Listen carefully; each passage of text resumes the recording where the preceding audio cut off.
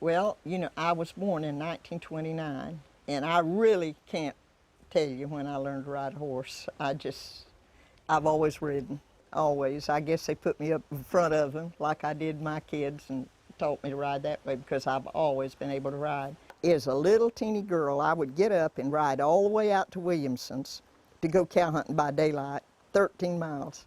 Indiantown was a whole lot different place in those days, and people, you know, we didn't have a lot of things. We had no telephones, and we had no electricity, and we cow hunted. Everybody, that's what we did. You know, we cow hunted. And it was, you knew people better. You know, sometimes I don't even know who lives on my street now, and I've lived there over 40 years in that same house. And but we knew each other real good. If somebody was sick,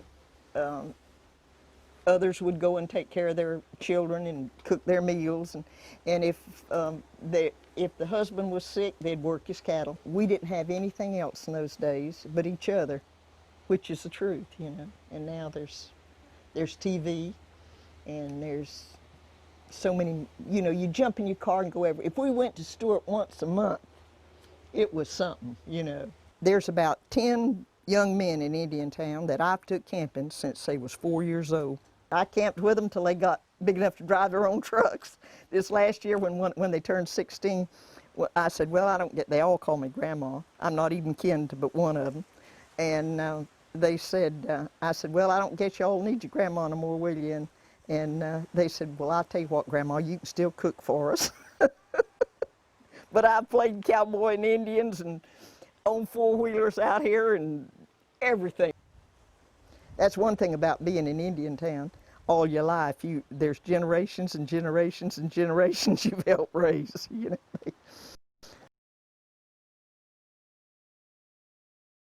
And really, I'm gonna tell you the truth. You cannot legislate that. You can't legislate that. It's something a man has to earn. You know, I've always said respect. You know, it's something you can't buy. It's just something you earn.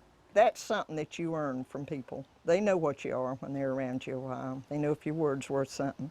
I always tell my grandchildren, I said, do what you say you'll do. Don't say you'll do it if you're not going to do it. Do what you say you'll do. Our kids say yes, ma'am, and no, ma'am. And, you know, I don't know how many times my mother said to me, hold your shoulders up and look people in the eye. Don't slam that door, go back in and close it, close that door quietly. You know, those kind of things you learn from the cradle, you know. Daddy bought a bunch of cattle from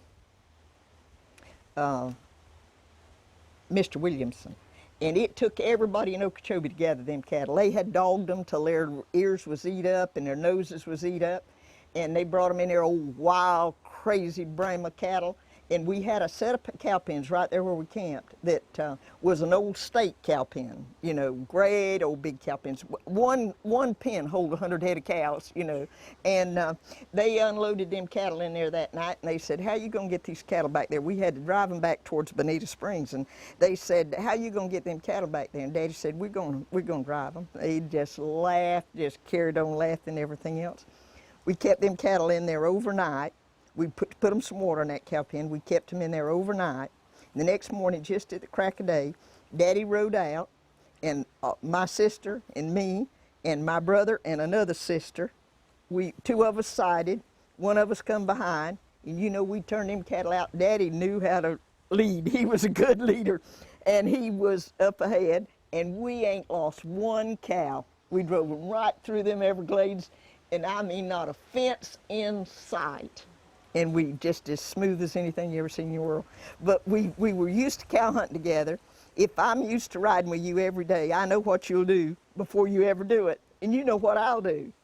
And so you learn to depend, you know, we just could sense when Daddy wanted us to, what he wanted us to do, you know, and we just did it. We just did it.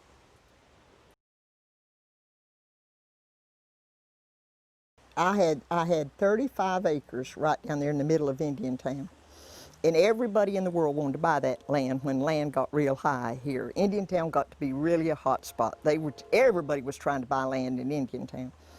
And I'd never done nothing to that land. I got my tax bill, it was $20,600 on 35 acres of land. Well, I went nuts. I called everybody in the state of Florida, and they finally sent some poor old man out here to me. And I said, and he said, I don't have any authority. I said, well, if you don't have no authority, get out of here. I don't want to talk to you. I said, I want somebody to come that's got some darn authority. I just kept on protesting, kept on. I said, well, I have this kind, these are the three options I have. I said, you can either lower those taxes to a sensible amount. I said, I'll fence it and put me some cracker cows up there. And if that don't work, I'll give it to the church before I'll pay Martin County $20,600 a year for that 35 acres of land. Well, I never could get no satisfaction on it. They finally took them down a little bit. I think it was 18,000 something, not enough to make a bit of difference. So by gosh, I went up there and had it fenced, moved me some cracker cattle up there, got the exemption. It was $200 from taxes. So now what does that say to you? And they're wanting to make this a 6-lane highway out here, and they're wanting to take all that front end. And I have almost got a bird rookery down there. I mean, it's just like it used to be at Corkscrew. Just hundreds of birds come in there late in the evening, you know.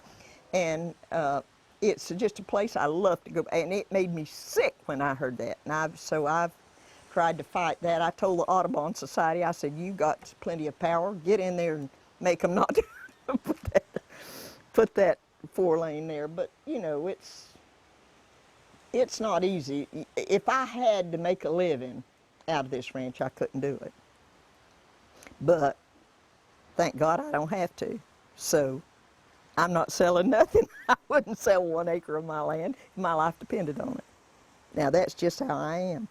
So it's a battle all the time, you know. It's a battle with the water. It's a battle with the county commissioner. It's a battle with the road trying to take your place. You know, it's always a battle, but some things is worth fighting for, and I feel like the land's one of them. Absolutely. And this way of life, you know. It's not that I make all this much money out here, but it's a way of life. And my children have been raised in it, and I just love it enough that I'm interested enough that no matter what kind of battle I have, I'm going to fight to the end. I'm thankful I got what I need, but other than that, it's just like I told them about that land. Why should I sell this land? God isn't making no more land. And I don't need the money, so why should I sell it? I'm not going to sell it. I love the land. You know, this is where I'm out here all the time. And I've always loved it. You know, tell me how many people you know that could go out there in the middle of the Everglades with a 3-month-old baby and live for 5 years with no electricity, no nothing. A lot of grown people live in a thing that is not reality. That's why they spend more money than they make. And they buy bigger houses and bigger houses and bigger cars and bigger cars, trying to keep up with somebody else. And you know, I think people ought to just be what they are. So it's not a question of what you've got, but it's a question of who you are. Who you are. And I think we've got all mixed up. We think success is money, and it's not. I think success is being satisfied where you are with what you got. With what you got. If I could say anything to anybody, I would say make your life as simple as you can, because the important things in the world are not material things. It's relationships and people, and those are the things that's really vitally important.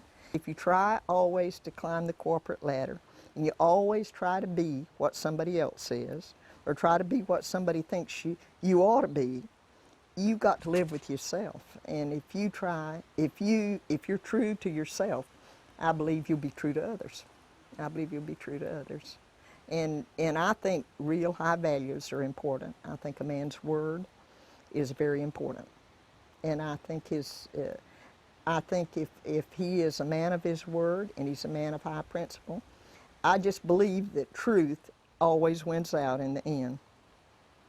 And I believe that falsehood is weak.